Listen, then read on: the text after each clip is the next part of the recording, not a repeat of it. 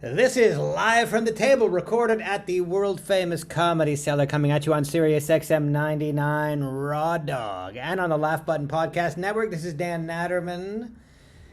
Here in Aruba, I am coming via Zoom, coming at you via Zoom, that is. In studio, Noam Dworman, the owner of the world famous Comedy Cellar, and of course, Periel Aschenbrand. She is, what do you call her? She's been called a producer. She's been called many things. We just call her Periel, and we're so glad to have her with us, as always. And our guest today is Stuart J. Olshanksy, a professor in the School of Public Health at the University of Illinois at Chicago, concentrating on biodemography and gerontology. I know what gerontology is. Biodemography, I'm a little less clear on. But in any case, all the way from Illinois, land of Lincoln, Mr. Stuart J. Olshanksy, welcome. Thanks for having me. Just use J, by the way. J will work.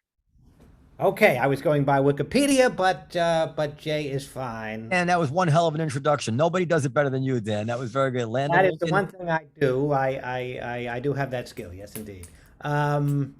So Noam was particularly anxious to have you on. This is a subject near and dear to his heart, as he just turned, literally 1 week ago, 60 years old. We celebrated at Nobu here in Manhattan. He was in good spirits, but I know that the passage of time is a concern of his, as it is a concern of everyone's, I suppose. Well, Dan, first of all, Dan, what the hell is with you? You are way more concerned about this than I am. Number one. Number two, this issue of longevity has been fascinating to you. You look up old Civil War veterans on YouTube, and you wanted to have centenarians, is that what, on the show. So let's just say we're both quite interested in this topic. Is that fair enough? That is fair enough. I don't know what got into me, Noam. But I thought I'd tie in your birthday. Okay, well, it is true. But so, Jay, I also want to ask you about I saw your name in the New York Times, and I looked it up because of what you wrote, what they attributed to you in the New York Times. But then as I read about you, I said, oh, this would be an awesome guest because it's right up Dan and my alley.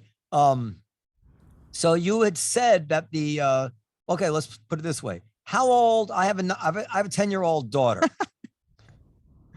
What do you think her life expectancy is? Oh, 10-year-old girl in the United States probably has at least another 75 years. By today's thing, but you. No, she's not in the United States. Noam, she's in Thailand. Noam had her with a hooker. No, I was kidding. But you believe that's going to drastically change, correct? No. You don't? I thought you said the first 150-year-old people might be walking among us. No, I would be the last person on the planet to say that. That actually. Are you the J. Olshanksy? No, go ahead. That was a friend of mine, Aubrey de Grey, who said the first 150-year-old person is alive today. That's complete nonsense. Actually, well, this is interesting too. Go ahead. That's been pushed by insurance companies and wealth managers who want to scare people into planning for retirement. No, I'm the one who says how long we're living now on average is about as long as we're going to live. Wow. We may be able to push the limit a little bit further, and we are trying to slow aging, and I think we're going to succeed. When I say slow aging, I mean you and I will be able to take some sort of intervention of one kind or another that will slow down the biological process for us. So then, okay, so I'm not understanding. So if we'll be able to slow aging, how does that not allow us to live longer? Well, the purpose of efforts to slow aging isn't to extend life, it's to extend the period of healthy life, how long we are healthy. And when things go wrong in older bodies, they go wrong pretty quickly. And so the idea is to compress all of the nonsense of aging into a very short time period before death occurs. So chances are we probably would live a bit longer. We can't know in advance how much longer we would live when we slow aging. I use the word when now. I don't say if, but when we slow aging. And we just don't know yet how much longer we're going to live. But there's no reason to believe that we're going to achieve any sort of radical increase in life expectancy. We have these Achilles heels. One of them is in here. We have these cells in our brain that don't replicate.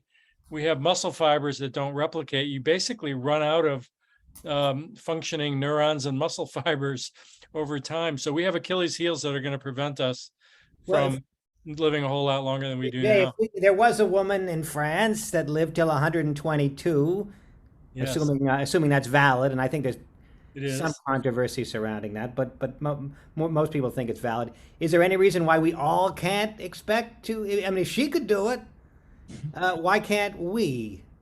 Yeah, yes, there is a reason why you can't live that long. And it's the same reason why you can't run a 4-minute mile. I mean, look, there are some people around. I assume you can't run a 4-minute mile, by the way, but Are you still correct? I don't think so. I haven't tried. yeah, I have tried and I failed. Okay. And so it basically is a story about what's called genetic diversity or heterogeneity. Some people have the potential to live very long lives. Chances are, Jeanne Calment is the person you're talking about. She lived to 122 from southern France. And chances are, when she was alive, biological time was ticking at a slower rate for her.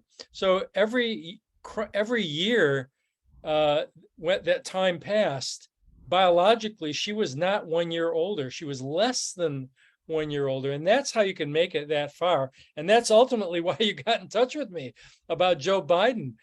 Because we think Joe Biden is not experiencing biological time at the same rate as the rest of us either. And so you don't judge people just based on chronological time. You base it on biological time. And You say that Jean Calment was younger. it's all genetic, though, in her case. No question, there was a very strong genetic component. Look, she smoked for 100 years. Are you serious? Yeah, absolutely. And when I tell that to my students, I say that's not a license to smoke, because most people that do smoke will die earlier than would otherwise be the case. But I mean, many of these centenarians, these folks that make it out past 100, they have atrocious lifestyles. They eat horrible food and they don't exercise, and they have all these crazy stories about why they think they live so long. It's sort of like asking Michael Jordan, what's your secret to growing 6'6"? He has no clue. I actually think he was asked that at one time, and he said he ate macaroni and cheese when he was younger. It was a crazy answer to a crazy question, and it's just one that we don't ask. Well, apropos of centenarians, we should mention, being a comedy-related podcast, that Norman Lear is 100 years old today as we tape, not as it airs, but as we tape. Wow. He is 100 years old. I just saw an interview with him that he posted on Twitter, and boy, he doesn't seem to have lost much of anything in terms of his lucidity. That's amazing. So Norman Lear would formally be defined as a super-ager. So this is a subgroup of the population that experience decelerated biological time. And so that's how they can make it to 100. And the majority of the population isn't like them. And that's the reason why you can't live as long as Jean Calment. It's the reason why you're not going to run a 4-minute mile. So let me just to try to put it all together in a way I can understand it. If we're, because I'm 60 years old, it's hard to understand.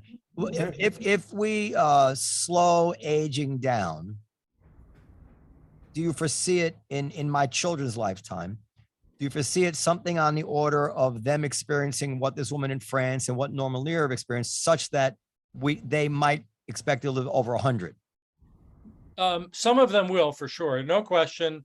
An increasing look, the number of centenarians is going to rise dramatically in the coming decades, but that's got nothing to do with reducing death rates. It has to do with large birth cohorts from 100 years ago. Okay. But yeah, when we slow it, so here's the way to think of slowing aging. If you were taking an intervention today, and I do believe that you and I'm 68, so I'm just a little ahead of you. I think you and I will be taking one of these interventions in our lifetime. And what that means is, for example, when we turn 70, biologically, we may be only 67 or 66 or something along those lines. So time will tick at a slower rate. For kids, it'll be the same story. Some of them will make it to 100, but the key thing is not how long they live. It's being like Noam, who can retain their cognitive functioning well, into their 90s and past 100. Now, just one last question along the science line. Don't we foresee a time when we will actually stop aging in the sense that we'll find a way to have cells replicate perfectly, or perhaps generate new brain cells. And I mean, at some point they're going to crack that, right? Well, there are some of my colleagues who believe that to be true, that we will create immortal human beings.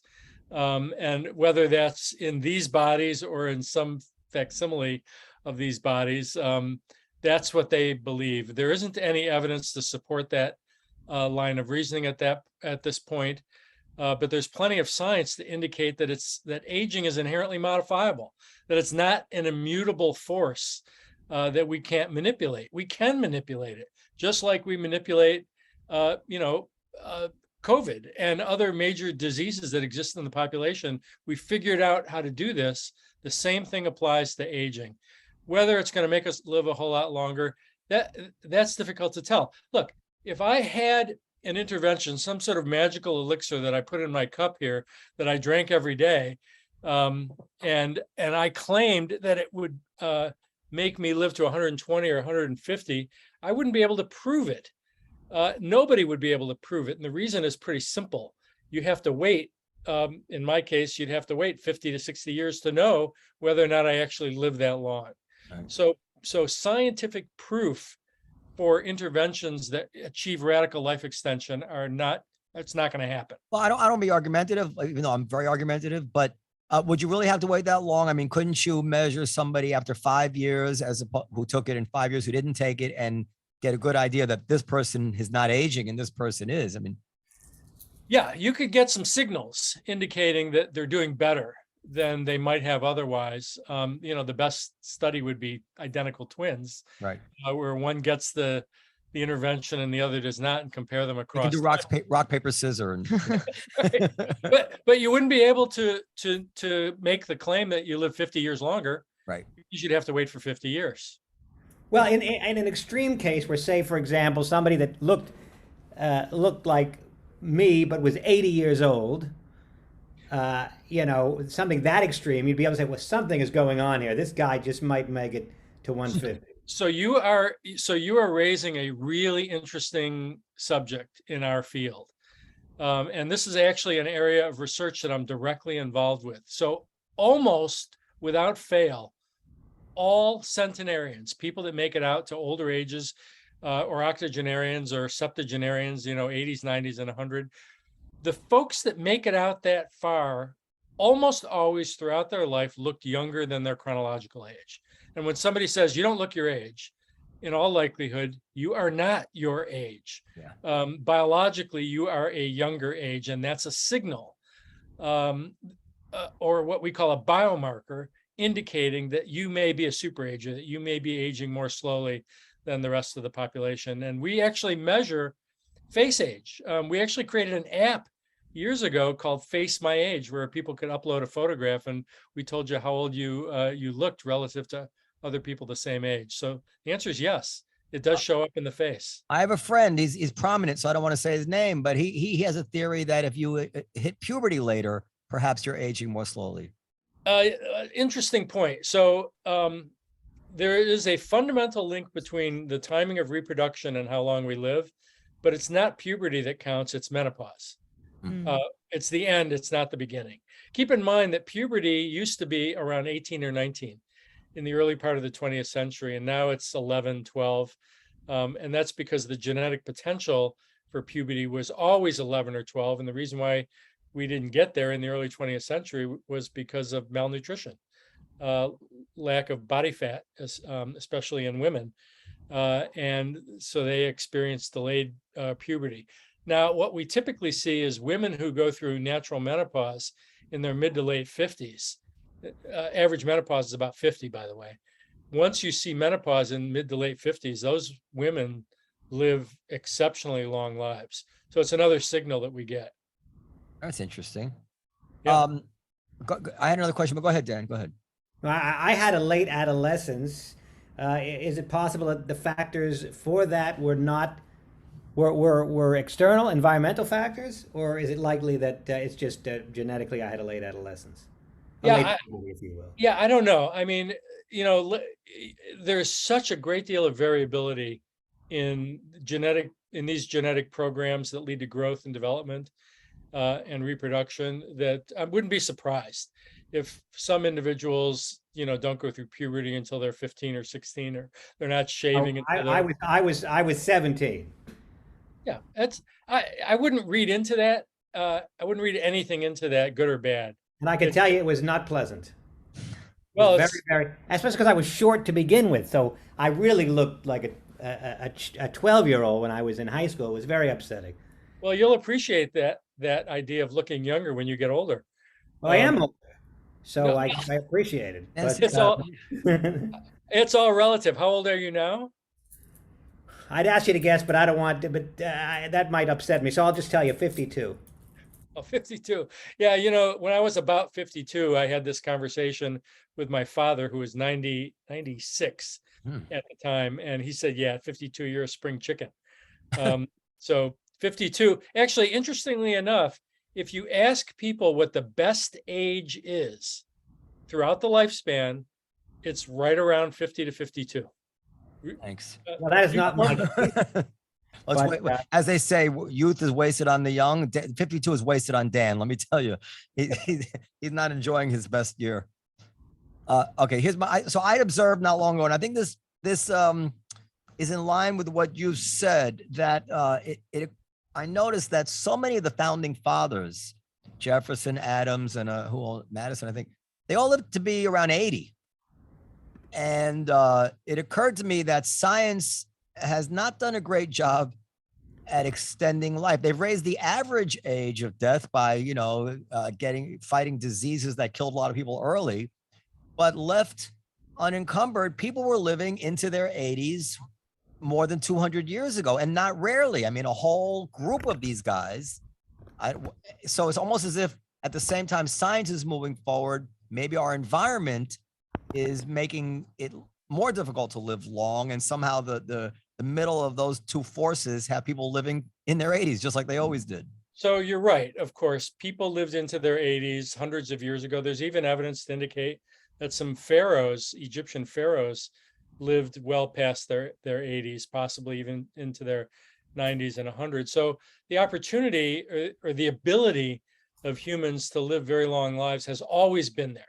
It's always been present. In fact, if you transported folks from 1,000 years ago into the present, they would live as long as we do today. So what we did, of course, was we brought down infant, child, and maternal mortality. So you were right. People always had the chance to make it out there, but very few did. And what did we do? We opened up the floodgates so that most people can now live past the age of 65.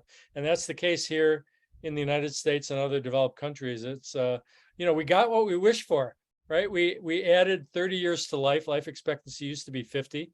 Now it's about 80 for babies born today. So, we tried our best to extend life. We succeeded. And in exchange for that, unfortunately, we got heart disease, cancer, stroke, Alzheimer's, loss of muscle mass, bone density, problems with our eyes, our ears. Don't forget impotence. Yeah, well, that can be fixed, but kidding.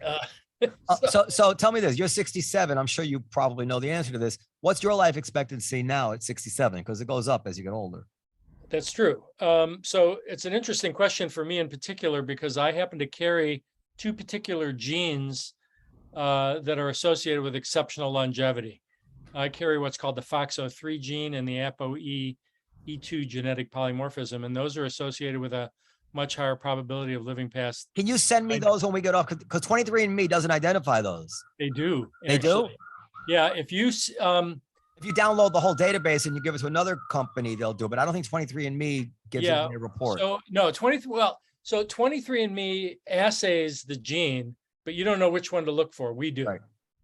So if you we'll have to think about how to do this, but I'd be happy to tell you whether or not you carry the FOXO3 gene. I don't know if you're a single man or not, but would you put that on your Tinder profile, the FOXO3?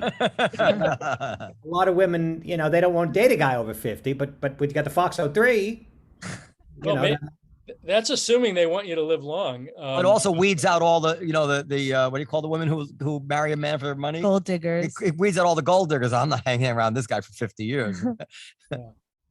Well, either way, it's a good thing to have in your tool chest. You could use or not use as you wish for dating purposes. But so, how long was the Foxo? Is that called the Foxo? Foxo 3. So, how long with the Foxo 3 in your back pocket can you go? Chances are for me, well, so the initial question you might have asked, if you just sort of look me up on a table, you probably would conclude that I'm going to live another 16, 17 years.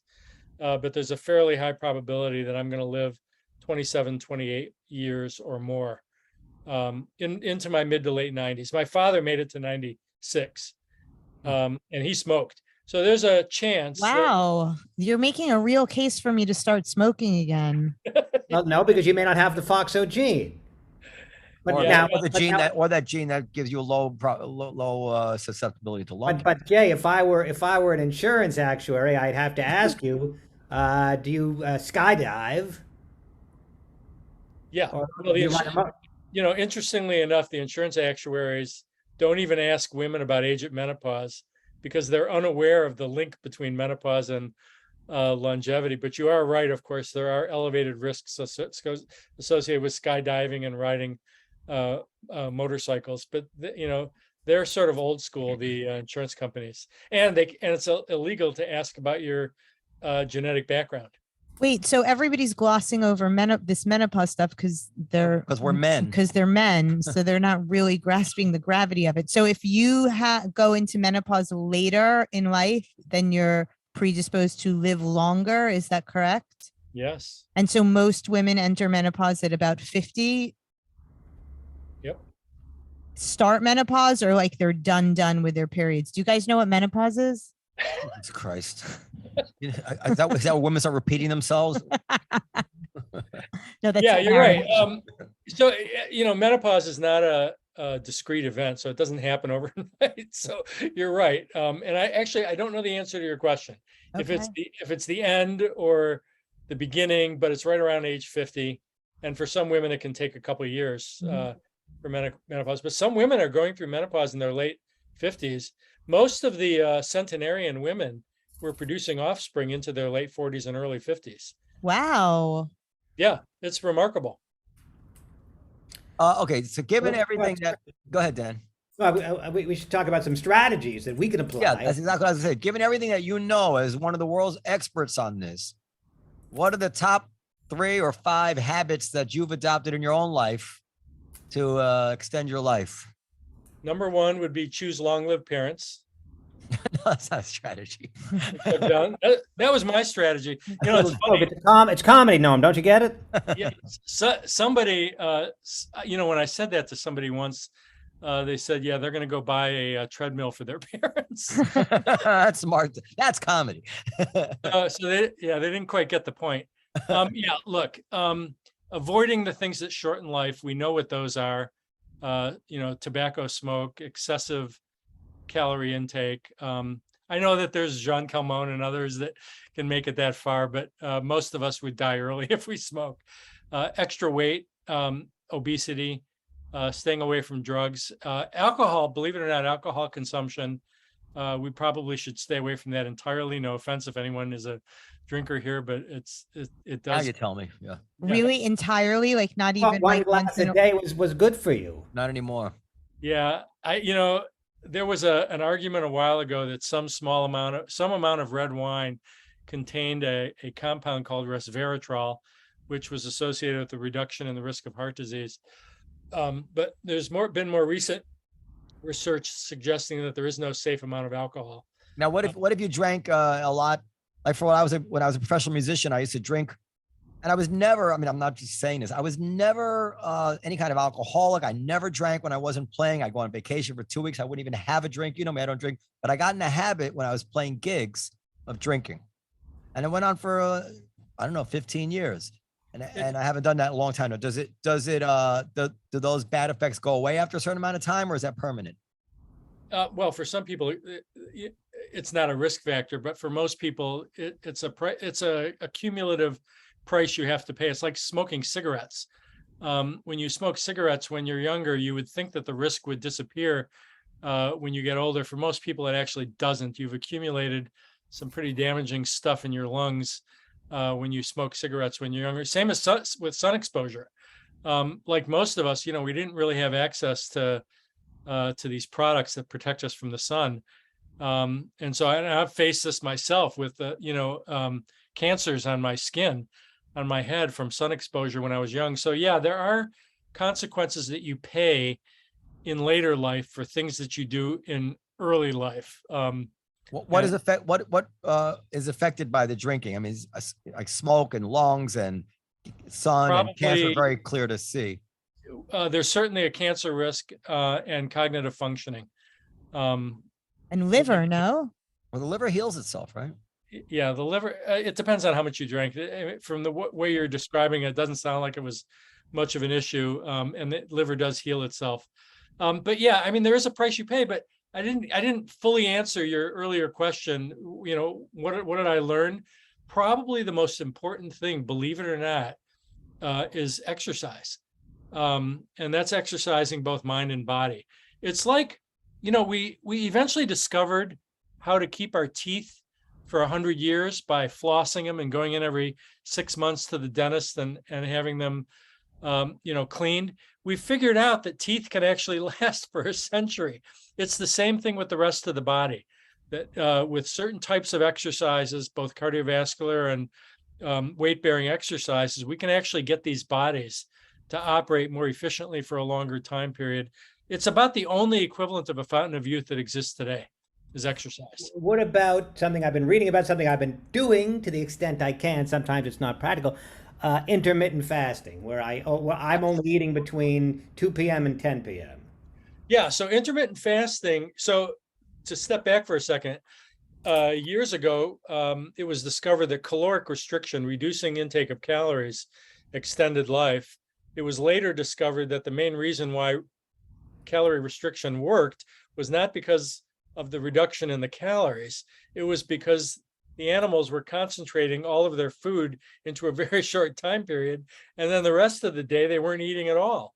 So it was discovered that intermittent fasting, for example, not eating at all for 16 hours and then having your meals over an 8-hour period. I don't know if you're on an 8-16 schedule, but Yeah, 8:16, 2 to 10 Yeah. p.m. is my window. yeah, so there's pretty strong evidence to indicate that actually has metabolic benefits for you, no question. Now, how many years can I squeeze out of that intermittent fasting? You're kind of Dr. Doom, let's face it, compared to some of these guys. Like the David Sinclair, he'll tell me I can live to 150, but you're probably telling me you're probably going to say I can maybe I'll squeeze another 5 years out of it. If you're lucky. Yeah, the problem is, David's a friend of mine, and I've had these conversations with many people who've claimed that we could live to 120, 150, and almost all of them are dead, by the way. Hilarious. And they've all died at ages that are the same as everyone else. There's a famous scientist in our field called Roy Walford who wrote a book called The 120-Year Diet, where he claimed that if you ate a particular type of diet, you could live for 120 years.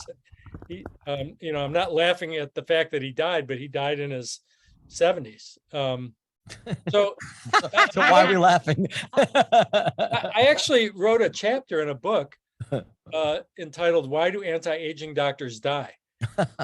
And I went through, I don't know, about a dozen of them who, all came up with some magical elixir of one kind or another.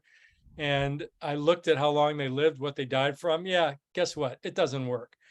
So you can call me Dr. Doom, but I would mostly refer to what I do as reality. It's the reality of these. And the reality is pretty grim, is what you're getting at. Well, yeah, look, it's all relative. I mean, if you go back a century, having an opportunity to live to our age and our health was unheard of.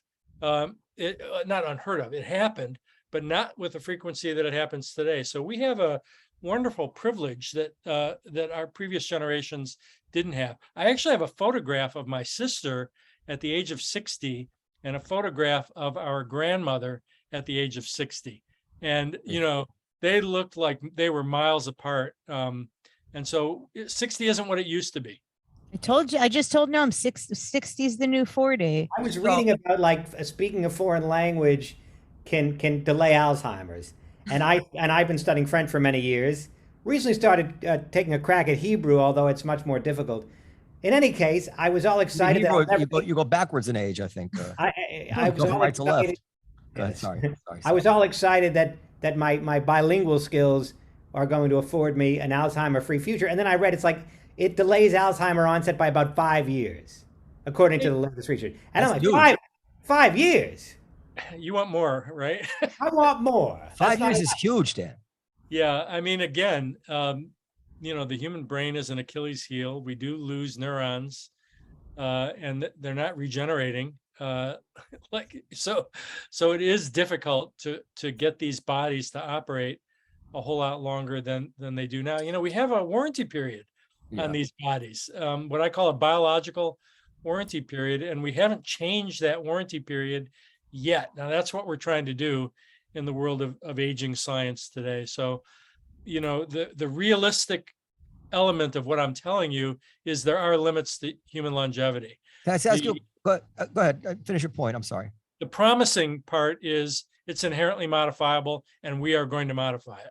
So my question is, because often when I've been asking you about life expectancy, you've talked about cognitive decline. Does cognitive decline correlate to dying younger, or couldn't you just live just as long to 100 and still be? I'm gonna jump in here and say absolutely it correlates, but you can answer that, Jay. No, there's no question that they're related to each other, but there are instances where people live decades with Alzheimer's disease or with some cognitive deficit of one kind or another, and that's a problem when either the mind or the body doesn't make it out to an older age, when there's an asymmetry, then you've got a problem. When both mind and body make it out together to very old ages, you have a wonderful thing to see, to witness. So- And Now, Dan, I don't know if you remember, years and years ago, we had Richard Restack on, the brain expert, Rings a bell. and his claim was that, yeah, maybe by doing crossword puzzles or intellectual exercises, you could keep your brain healthy, but it was nothing compared to aerobic exercise. He said aerobic exercise was really the whole ball of wax, in his opinion. yeah, mind and body seems to benefit quite dramatically from aerobic exercise. And exercise, when I said earlier that exercise is the only equivalent of a fountain of youth that exists today, it not only works, it works immediately. It works that day. You feel better. You may not like it while you're exercising, but when you're all done, the benefit is immediate. And it just tells us that there's lots that we can do to push these bodies out healthier to older ages. I'm not going to exaggerate about how much more we could push things out, but there's no question we can. You want to sell books? That's the guys sell books, tell us we can live to 150. So it's funny you should say that, because when I published my book, wait, I think I have a copy right here that's holding up my computer. Well, I published this like 20 years ago. Will you just say the title so people? The quest for immortality, for people who are listening and not watching. The quest for The immortality. Quest for Immortality, Science at the Frontiers of Aging. And at that time, I went through a whole litany of arguments that have been made that, we can dramatically extend life. And, kings have been pursuing efforts to modulate aging and slow aging and live forever. None of it worked. The whole effort to transmute lead into gold arose because of an effort to slow aging. Kings seem to think that if you drink wine from a cup made from gold, that you would inherit, that you would ingest the immortal qualities of gold. So all of this stuff about aging modification, dates back thousands of years. I've called anti-aging medicine the second oldest profession. People have been selling nonsense to the public for thousands of years. It's worse today than it has ever been. And, I'm coming along with a realistic message that says, yeah, guess what? That stuff doesn't work, but there is something that may work, and we're pursuing it now. Do you think that our technology, we're just sort of, we refuse to believe anymore that there are things that we can't do? I mean, we used to accept, I guess, aging and dying more easily. Now we're like, wait a minute, we can go to the moon. We got GPS. How is it that we can't crack aging? It's a tough nut to crack. I think we are going to crack aging. I just don't think it's going to yield radical life extension. It will, in all likelihood, make us healthier longer. And I've suggested that should be the primary goal. We should. Again, I just don't see Oprah inviting you on with that message. Well, it's funny that you should say that, because the Oprah producers were, they contacted me when The Quest for Immortality came out. And once they got into the book and said, oh God, he's not promising us immortality, we're not going to have him on. You were right there. That's exactly what happened. So this may be beyond your expertise, but just I've never been able to understand this fully. I understand the neurons don't regenerate. On the other hand, there's a lot of talk about neuroplasticity, people recovering from strokes. You were talking about intellectual processes may keep your brain more healthy. There's some superficially, it seems like there's a conflict there. The neurons don't regenerate, but there's plasticity. Do you understand how that works?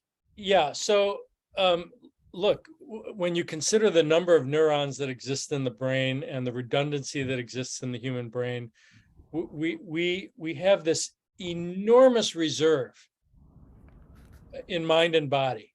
That reserve begins to wear out and wear down with the passage of time. And there's variability in the degree to which those reserves are used up. And you asked me earlier about drinking alcohol or smoking or whatnot. And I think those are effective ways of using up your reserves earlier in life. And so we would benefit quite dramatically by adopting a healthy lifestyle beginning early in life, and that will help us make it out to older ages. But in the final analysis, we still have these Achilles heels that as yet we cannot manipulate in any significant. We talked about the obvious stuff: drinking, exercise, mental stimulation. What about some of these drugs I'm hearing about, metformin, for example, or something? I told Noam, I sent you the name of a drug that my friend told me about. I forgot what it's called.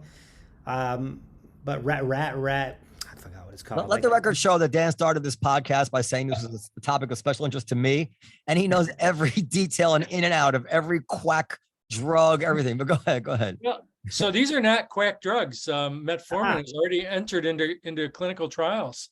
We actually think metformin is used to treat diabetes, and there seems to be a side effect.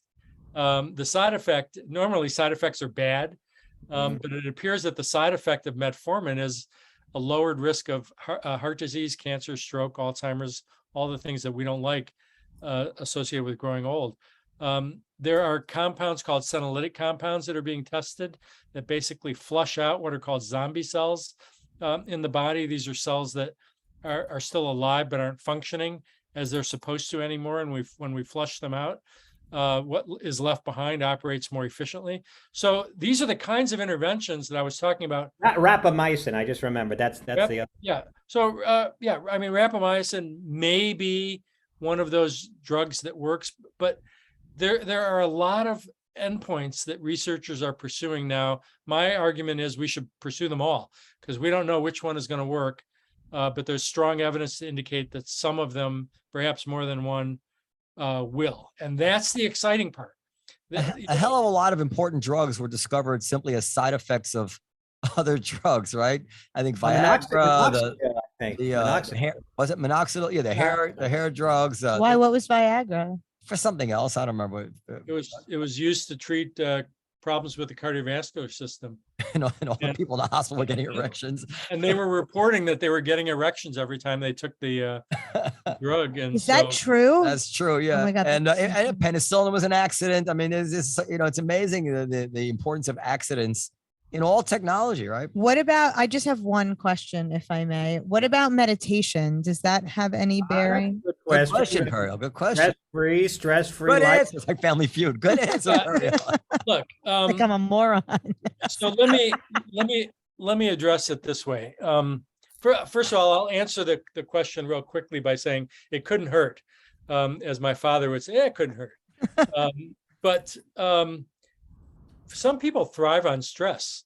Look, when I wrote this paper on the longevity of all U.S. presidents, I published it in 2011, and you can imagine how stressful the presidency is. And these, as you indicated earlier, U.S. presidents on average tend to live significantly longer than average, even a couple hundred years ago. So it looks as though stress for some people can actually be beneficial. They can actually thrive on it. For most people, it'll cause your hair to turn white or gray or lose your hair. But for some people, it's beneficial. Meditation, sure. I mean, look, anything that's going to improve your happiness and your cognitive functioning, by all means.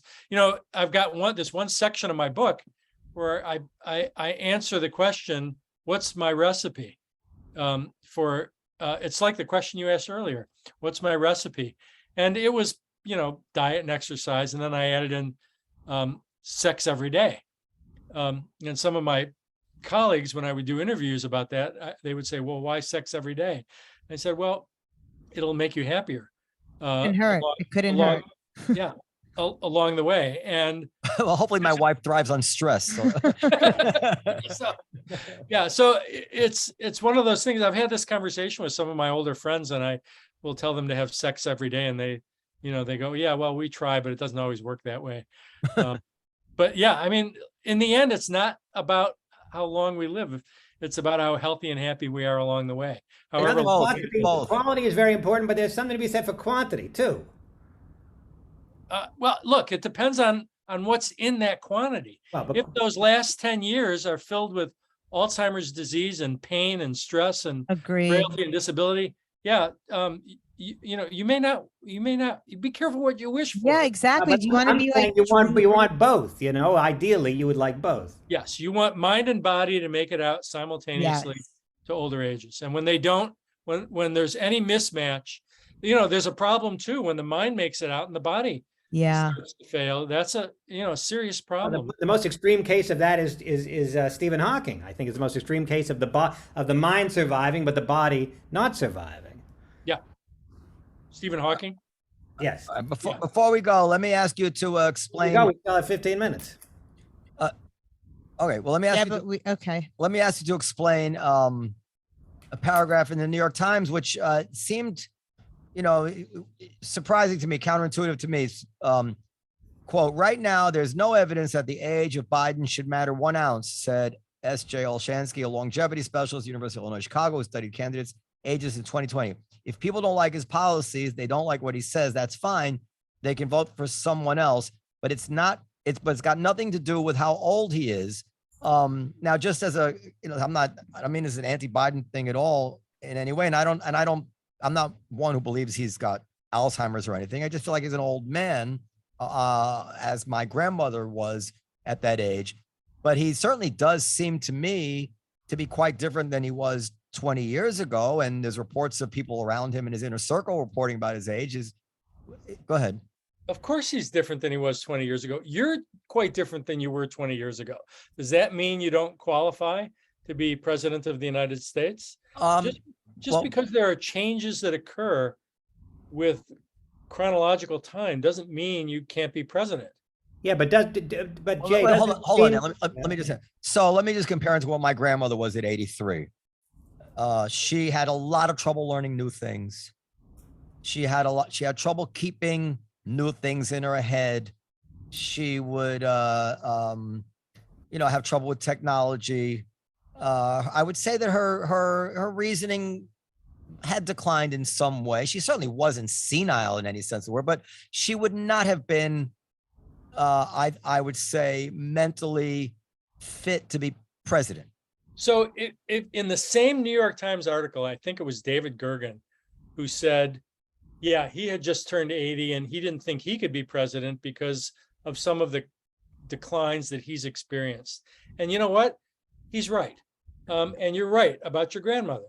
There's no question when you get out to those ages, a significant part of the population loses their ability for the type of cognitive functioning that they had when they were younger. No question. But remember, one of the things I said about Biden was that he may not be 79 years old biologically. Biologically, he could be 1-2 decades younger. But he And doesn't so, seem it. He doesn't seem it. well, so you have to be careful how you judge him. I mean, if you're judging him just based on the fact that he's walking slower, No. or he's losing his hair, Not at all. He doesn't speak fluidly. he never did. No, he did. He did. I actually, just by accident, I saw some speech of him from the, early 2010s. And he was just, he was vigorous in his speech and speaking in whole paragraphs. And now he seems to get lost. Also, he doesn't look physically robust. And isn't that an indicator that, you're taking a risk in terms of him being able to? Well, but I just mean, so for instance, Fauci, who's a little bit older than Biden, he seems to be smart. Like he doesn't seem to have lost any of his fastball, right? He's remembering all the new diseases, all the new drugs, the windows of opportunity, the studies. I mean, the guy's fully with it, right? I can't imagine what he was like 20 years ago. If he was much better than that, he must have been unbelievable. Biden seems to be quite different, and we're getting reports from within his circle. That same Times article talked about world leaders stepping in his behalf. I understand. I don't want to talk too much, but I understand that physical slowing down can cause us to perceive more of a mental thing than might really be there. I get that.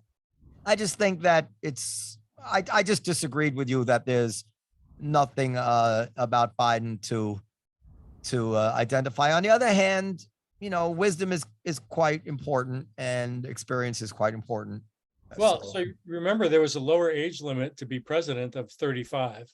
Right. And the reason why 35 was chosen was because of the experience and wisdom that comes with at least 3.5 decades of life. And so if wisdom and experience are the commodities that you need to have to be president, Biden has it in abundance. Yeah. Now, of course, I think your point is a valid one. And I think this came up during the interview with the reporter from the New York Times.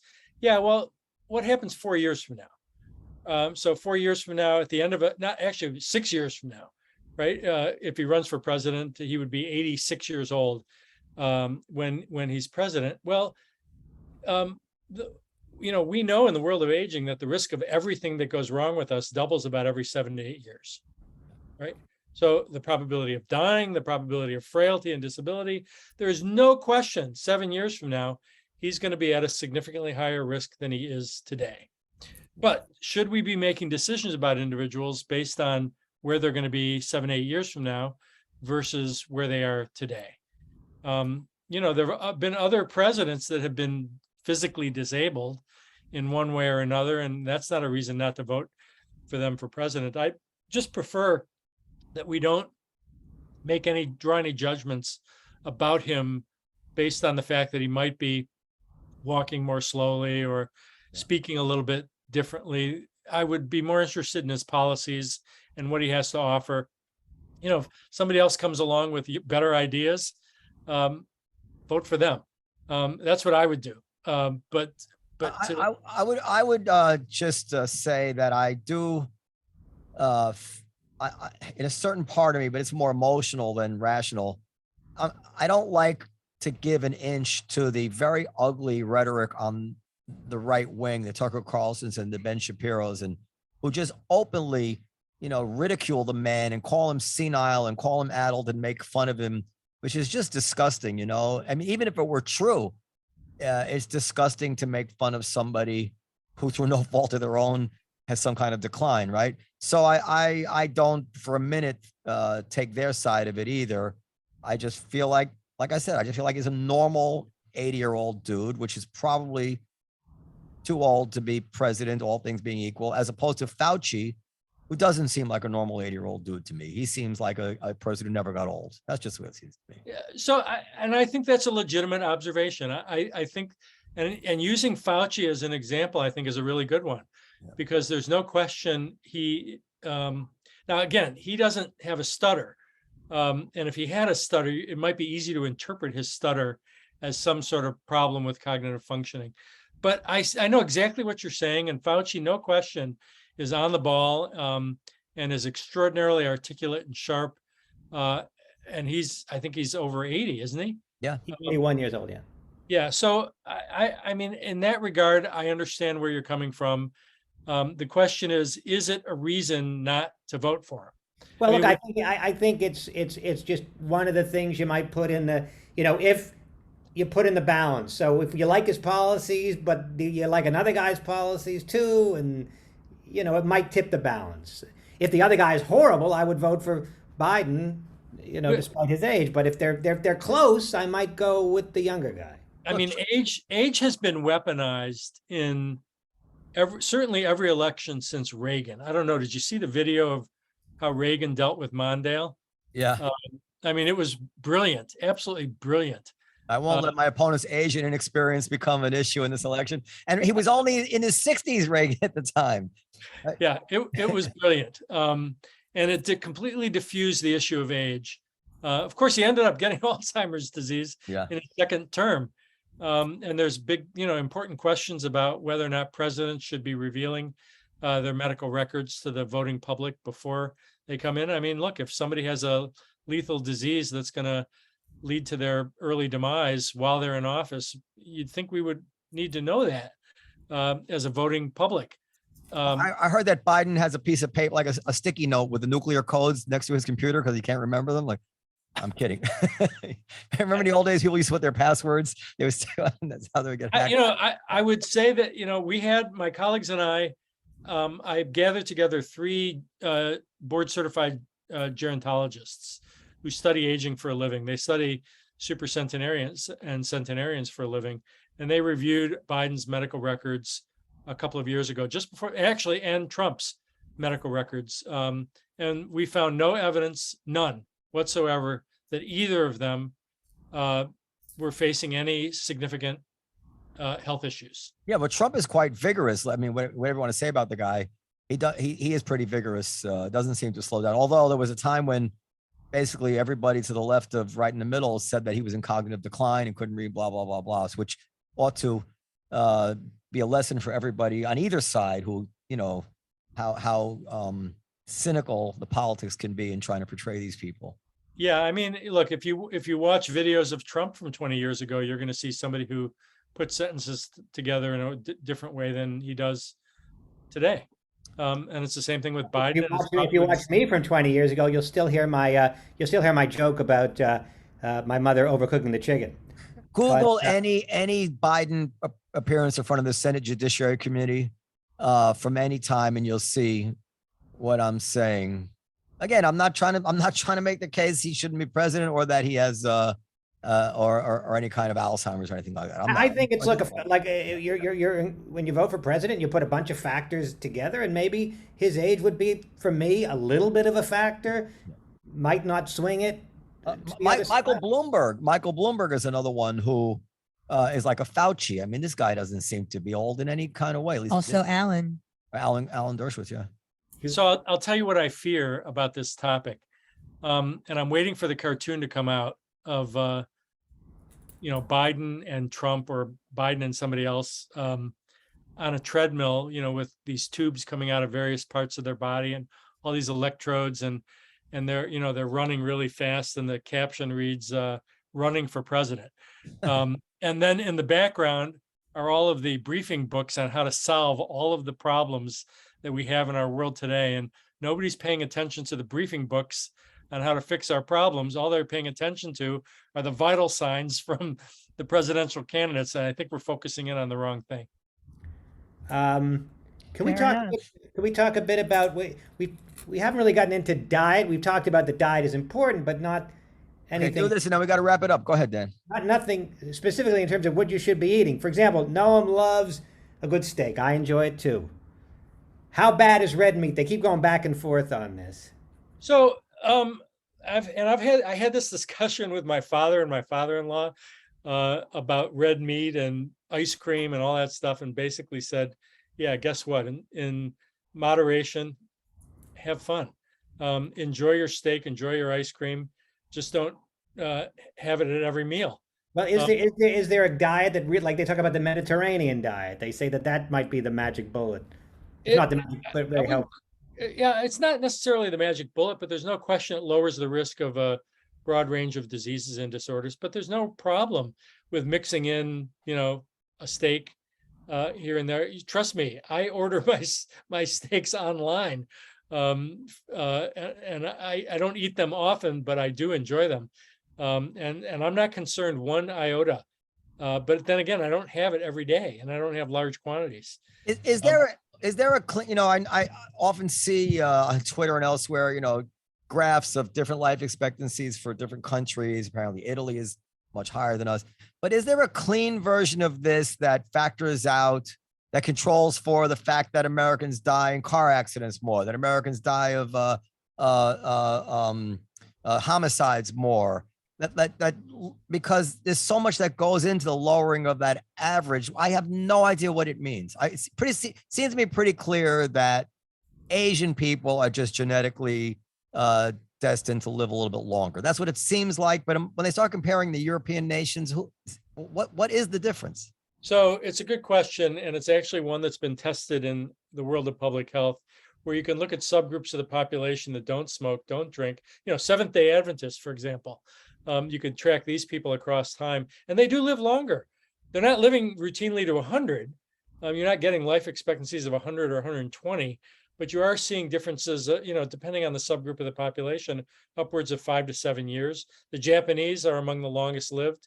The Hong Kong population, I think, might have the world record for longevity. So you're right. We do see this in subgroups of the human population, in Asia in particular, where they experience exceptional longevity. And some of my colleagues have argued, by the way, well, if the Japanese can live that long, well, why can't we? This goes back to your earlier question of why can't we live to 120 like Jean Calment? Well, guess what? We're not Japanese. Yeah. We don't. Yeah. Okay, go ahead. And they use this as an indictment of our healthcare system, which I neither want to defend nor indict, but I understand that we could actually have a better healthcare system and still have lower average life expectancy depending on the behavior of our population. Yeah, that's right. Is it Japanese behavior? Are you getting at the Japanese just have a genetic advantage? Is that what you were implying? Yes, that's exactly what I was saying. The Japanese were a genetically isolated population for a long time, an island population. When the Japanese began moving over to the United States, they began acquiring the mortality profile, the survival profile of the US population. It begins with genetics, and we then begin reducing life expectancy by adopting unhealthy lifestyles like that in the United States. So you're right. And there are subgroups of the population that are avoiding obesity, not smoking, not drinking, and they do live longer, healthier lives, but not radically different. We're not seeing life expectancies of 100 anywhere. I forgot at the beginning of our conversation, Noam asked you about the life expectancy of his daughter, and I forgot what you had said. I think she was 15, and I 10, think 72 years, something like that, 75 years. Additional. Of course, yeah. All right, sir. I think that's it. That was a pretty damn interesting hour. It was sort of a bucket of cold water for those of us who were hoping for a bit better news. I know you perceive yourself as perhaps being the bearer of good tidings, saying that we could maybe squeeze out another 10 years if we do everything right, but He didn't say that. well, that's what I'm reading between the lines. Yeah, I mean, look, I could lie to you and tell you that we're all going to live to 120, and all you have to do is this or that, and then I'd end up like all the people in my book chapter that lied to the general population and they, many of them did it to make money. I mean, they did it to sell books. They did it to, to get, to give speeches. Who knows what? I'm sorry, I'm not going to lie to you. Sinclair. I didn't like the supercilious talking down to us because we don't have his super aging gene, and there's nothing we can do about it. But all right. Yes, but now Sinclair, your friend David Sinclair, he's one of the ones that thinks we can go super long. Book Sinclair, Periel.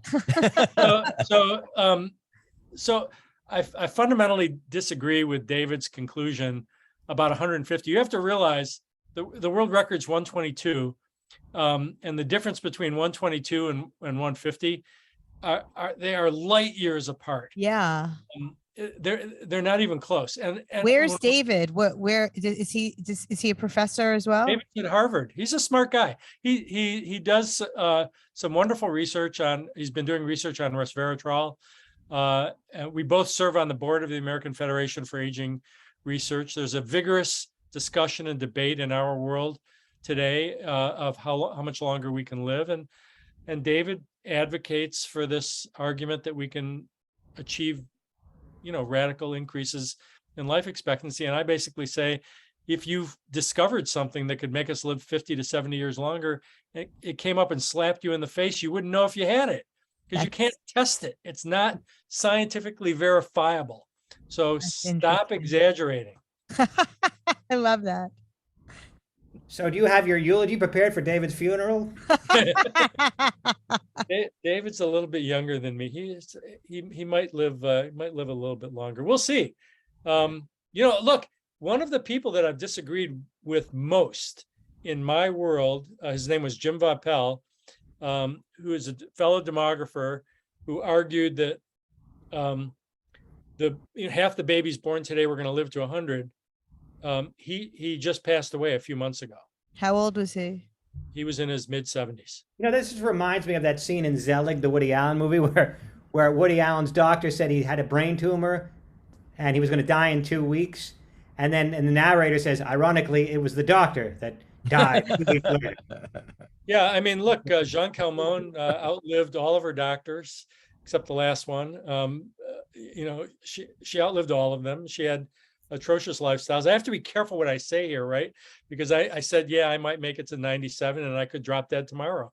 And then, then you could air this and go, yeah, look what happened to Dr. Olshanksy. So look at Jimmy. Does Jimmy Carter have the gene? He's moving up on 100, isn't he? He's about 96, I think. Yeah. Kissinger's 99. Kissinger is in good shape. I mean, mentally, physically. He's, talk about a divergence between the mental look and the. I don't know, but Kissinger's not like in a wheelchair. I mean, he's not very robust, but he barely walks. He doesn't move. In the interview, he was always kind of like that, though, right? But no, look, you can't really drive a car for 1 million miles, and when you do, things start to fall off.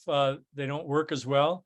And you can't drive these bodies for, 80, 90, 100 years and don't expect things aren't going to happen. But you're saying we're not allowed to have any alcohol at all? Well, in his opinion, the research seems to indicate that. But you want to, I mean. I will tell you the latest evidence that has come out indicates that there is no safe amount of alcohol. Wow. That came out this week or last week. Yeah. Well, excuse me for not being maybe next week to come up with something. Look, you got it. I think Jay would agree that a beverage now and then is not going to be too bad for you. No, it's the same thing with anything else, in moderation, wine, steak. Yeah, it's okay. That reminds me, Noam, you were going to have a barbecue for the comedians. Alcohol free. But it won't be alcohol free. But I guess, are we about ready to wrap it up? Well, yes, but we can invite Dr. Olshanksy to come visit us if he's ever in New York. I'd love to. Yeah, we have an early, a senior citizen special if you want to. No, that would be great. We would love to have you down and shoot the shit some more. Yeah, be delighted. And we don't have to talk about aging. We can talk about any other topics that you might be in. I assume you have other areas of interests. Just a few. Okay. But in any case, Periel, you can send him a. Well, I'm happy that you came on here to defend President Trump. And I'm kidding. All right, that's it. Podcast at comedyseller.com for all your questions, comments, suggestions, constructive criticism, what have you. Thank you, Jay Olshanksy, for giving it to us straight talk. There you go. Yes. Is there any place where people can find you or your work online if they'd like to follow up? I have a website, sjolshansky.com, SJAY Olshansky.com, but I haven't updated that in a while. So I'm pretty easy to get a hold of. Okay, we'll see you next time on Live from the Table. Bye-bye. Bye, everybody. Thank you. Good day, sir.